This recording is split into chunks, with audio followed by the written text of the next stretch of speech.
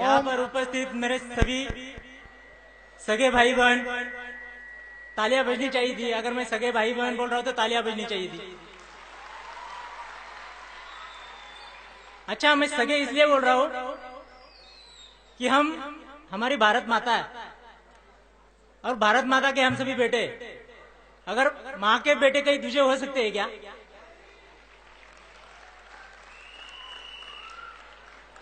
और हमारी बहनें जो हमें हर साल रक्षाबंधन के पर्व पर राखियां बेचती है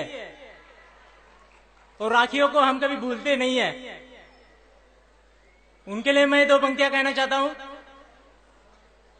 होती है धरा और आसमान लड़कियां। सेना के दिन में हमारे बहनों के प्रति जो इज्जत है, जो मान सम्मान है, उसको मैं दो पंक्तियों के जरिए रख रहा हूं। होती है धरा और आसमान लड़कियां, पावन पुनीत विष्णु का विधान लड़कियां। होती है धरा और आसमान लड़कियां, पावन पुनीत विष्णु का विधान लड़कियां। उनके लिए तो प्यार में सनम है लड़कियां, उनके लिए तो प्यार में सनम है लड़कियां, मेरे लिए तो वंदे मातरम है लड़कियां।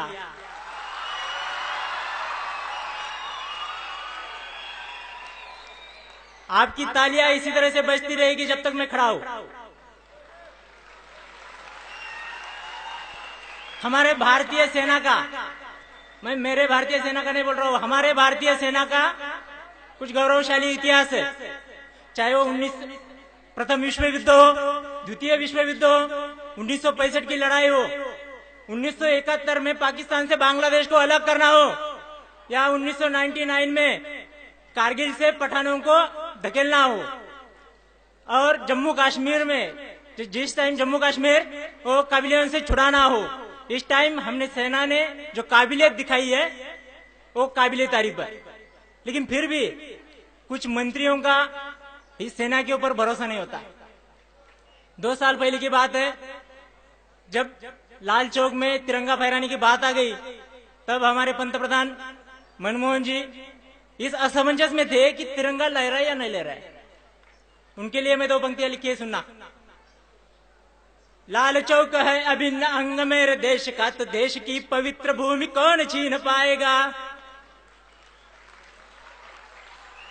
लाल चौक है अभिन्न अंग मेरे देश का, तो देश की पवित्र भूमि कौन छीन पाएगा। देश पे धरो जरा भरोसा मनमोहन जी, देश पे धरो जरा भरोसा मनमोहन जी, देश का जवान हर जंग जीत जाएगा। कैप्टन मनोज अशफाक की प्रथा पे देश, कैप्टन मनोज अशफाक की प्रथा पे देश, बलिदानियों की यह रीत दोहराएगा, बलिदानियों की यह रीत दोहराएगा। एक बार सेना को आदेश दे के देखिए तो, एक बार सेना को आदेश दे के देखिए तो, इस्लामाबाद में तिरंगा फहराएगा। दोस्तों, हमारा जो क्रांतिकारी इतिहास रहा है, जहां हमारे क्रांतिकारियों ने, देशभक्तों ने बलिदान दिए, उनका तो सम्मान है ही, लेकिन मैं उनका सम्मान करता हूं जो उनकी माँ है, जो उनकी पत्नी है, जिन्होंने अपना पति, अपना बेटा देश को समर्पित कर दिया। उनके लिए मैं 2 पंक्तियां कहना चाहूंगा। यहाँ सैनिक सीखता है लोरियों में राष्ट्रभक्ति, यहाँ सैनिक सीखता है लोरियों में राष्ट्रभक्ति, यहाँ सैनिक सीखता है लोरियों में राष्ट्रभक्ति, शौर्य पुरुष का संदेश देती है राष्ट्रभक्ति। यहाँ सैनिक सीखता है लोरियों में राष्ट्रभक्ति, शौर्य पुरुष का संदेश देती है राष्ट्रभक्ति। यहाँ की वीरांगनाएं रण का महत्व जानती है और वीरों के बलिदान को सौभाग्य अपना मानती है। दोस्तों, सौभाग्य अपना मानती है। कोई माँ अपने सैनिक को या अपने बेटे को कभी ये नहीं कहेगी कि लड़ाई के लिए मत जाना, तुझे उधर धोखा है, कभी नहीं कहेगी। हमारा देश का इतिहास है दोस्तों। और जब जंग छूट चुकी थी, एक सैनिक छुट्टी पर था, तब उसको बुलाया गया जंग लड़ने के लिए। तब उसकी माँ ने क्या कहा, सुनना। तब माँ अपने बेटे से वचन लेती है, मेरे पुत्र मुझको तू वचन दे, मात्र एक मेरे पुत्र मुझको तू वचन दे मात्र एक, रणभूमि दूध की क्या लाज तू बचाएगा, रणभूमि दूध की क्या लाज तू बचाएगा।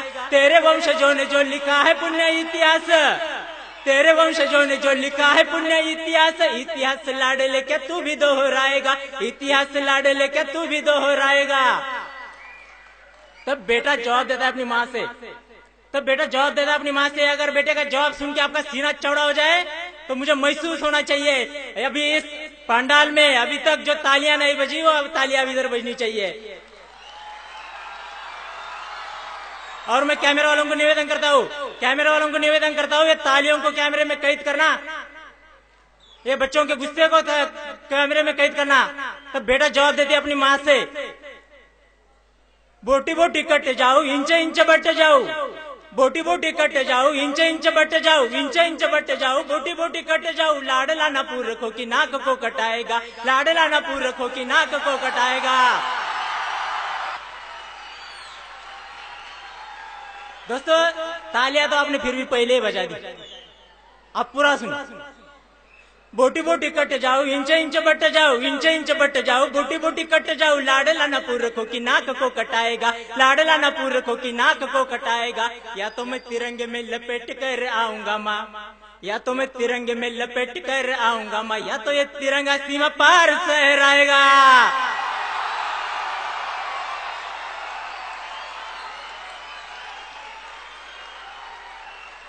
देखना बच्चों के तालियों की आवाज पाकिस्तान को दिखाना, हमारे बच्चों का जोश देख के पाकिस्तान आधा तो ऐसा ही मर जाएगा।